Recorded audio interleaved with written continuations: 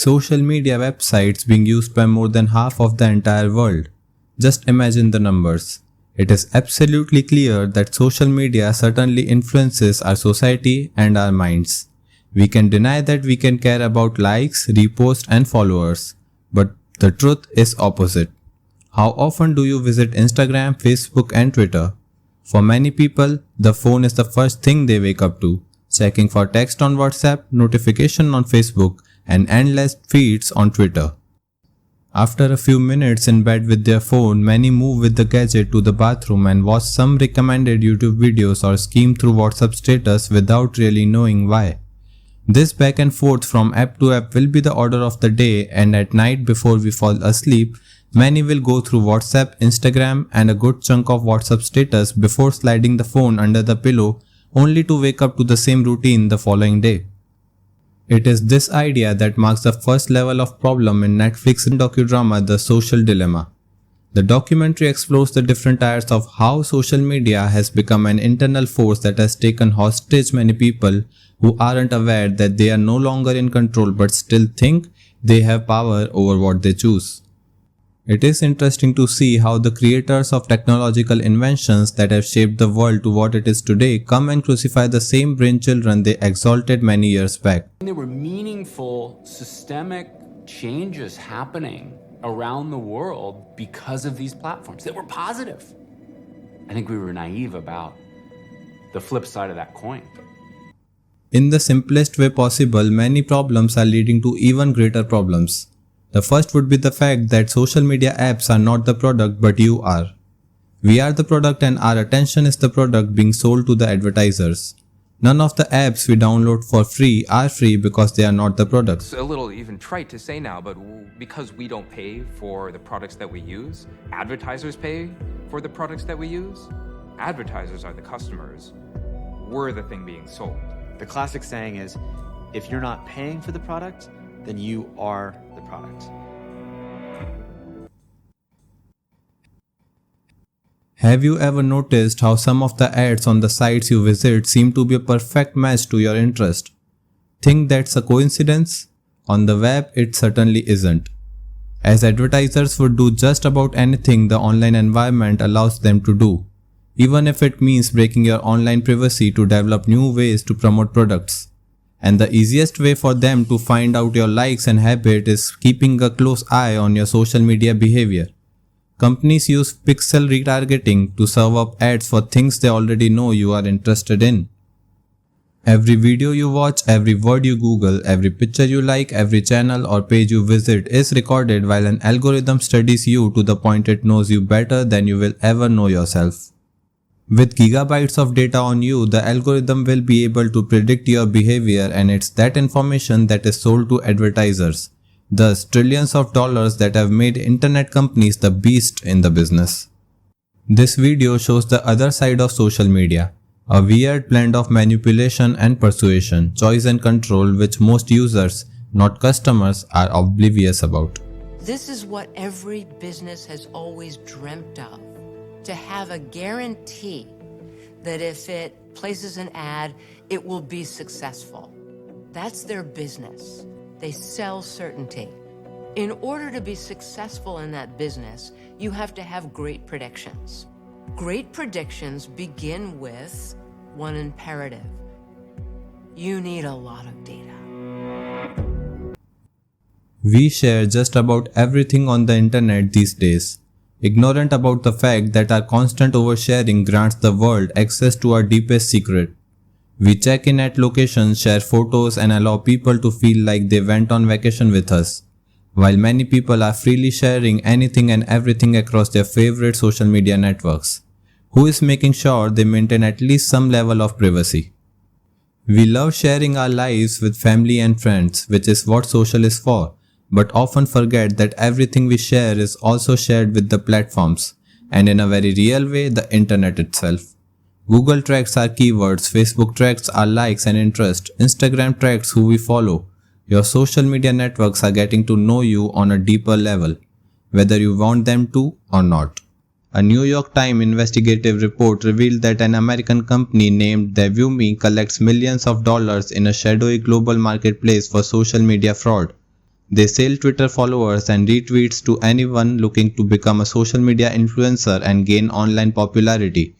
The company has provided some customers with more than 200 million followers. All this comes from the fact that social media gives people only one view of the world, and that is your view. When different people Google the same phrase on their phone or computer, the results or suggestions will be different depending on what location you are in.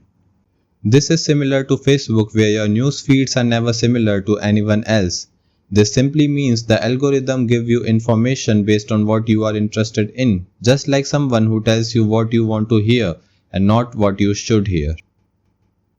Right, let me just test where you're gonna go. I can predict what kind of videos will keep you watching. I can predict what kinds of emotions tend to trigger you. Yes, perfect.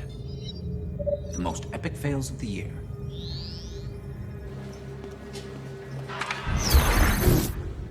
Perfect, that worked. Facebook's news algorithm reinforces our existing bias. We are presented with content based on the signals that we share with the platform.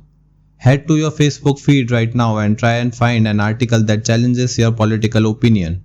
You will struggle. News feeds create media bubbles. It's why so many people misjudge the outcome of any event. If you are a BJP or Congress supporter, then you will get more feeds about what you support, and this gives you an unreal version of the world where you think almost everyone agrees with your worldview. This inaccurate presentation of the world makes people accept the reality of world with which they are presented. Thus, many of what you believe and continue believing is being shaped by what you consume on social media. Over time, you have the false sense that everyone agrees with you because everyone in your newsfeed sounds just like you. Once you are in that state, it turns out you are easily manipulated. The same way you would be manipulated by a magician. Even knowing how these tricks work, I'm still susceptible to them. I'll still pick up the phone and 20 minutes will disappear. Magicians are the first psychologists to read and understand human behavior, that how people's mind work. For centuries, magicians had been using psychology to control people's thinking. They decided it was worth discovering how. Magic has been a rich source of research ever since. Magicians alter visual processing with optical illusions. They use false logic to affect volunteers' decision making. Even the most natural looking movement of a hand can have a powerful psychological effect. I mean, this one is less.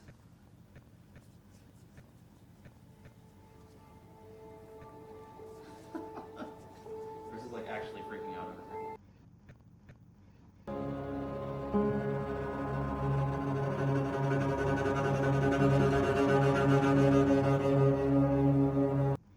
You may think you are immune to this form of New Age voodoo, but it is that manipulation strategy that Cambridge Analytica used to influence 2016 US presidential election and Brexit, both of which happened in 2016.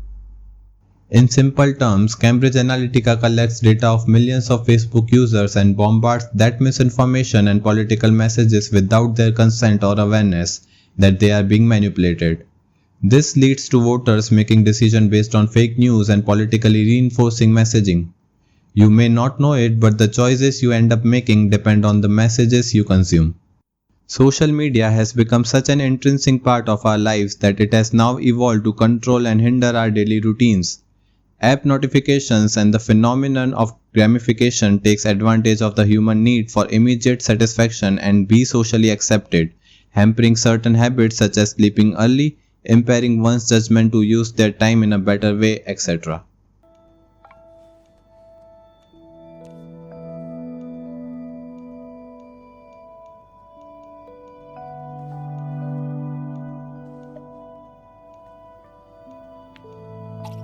It's not just that it's controlling where they spend their attention. Especially social media starts to dig deeper and deeper down into the brainstem and take over kids' sense of self-worth and identity.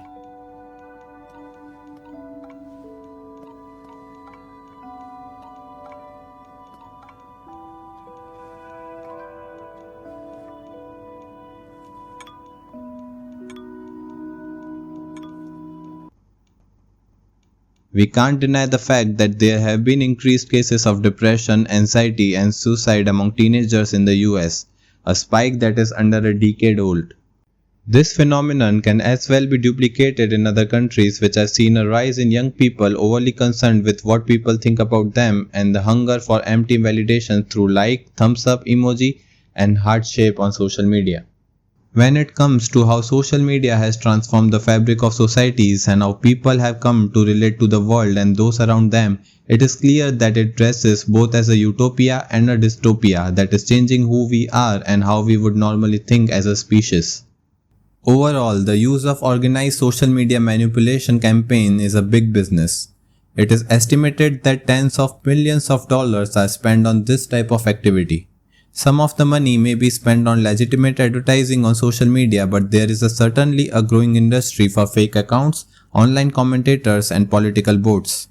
It is a time to take first step in taking charge of what you consume and how to try and avoid such manipulation. It poses a huge challenge to the human race. The idea of being able to think about the bigger picture of influence that technology has on us and for corporations to hang the religion of profit above all else that has led us to the brink of a climate and environmental catastrophe that doesn't seem to push many to action.